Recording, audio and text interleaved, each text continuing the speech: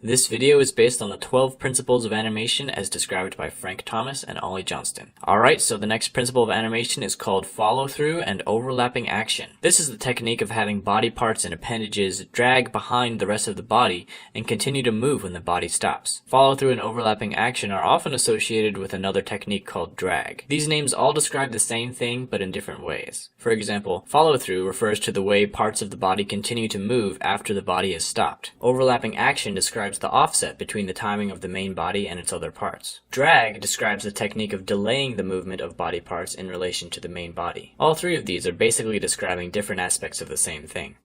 Follow-through and overlapping action add a great deal of realism to a character. Here's a character with and without follow-through and overlapping action. Basically, when the main body moves, the tip of the appendage should be the last to catch up, and when the body stops, the tip should follow through the farthest before settling back. This is true of not just appendages, but the whole body as well. When coming to a stop, often the body will follow through and then come back. Just as a character needs to anticipate his jump, he also needs to follow through his land. Sometimes the extra skin on a character can be treated as a separate entity with drag and follow through. Similar to squash and stretch, the amount of drag that you give something says something about its mass. The first one is like a TV antenna, while the second one is like a feather. It's usually easier to add the appendages after the animation of the main body is finished. When adding hair, for example, use the previous frame as an indicator of where the hair should be stretched towards. Since it has drag, it should be dragging from where it was in the last frame. In addition, make sure to let the hair follow through when the body comes to a stop.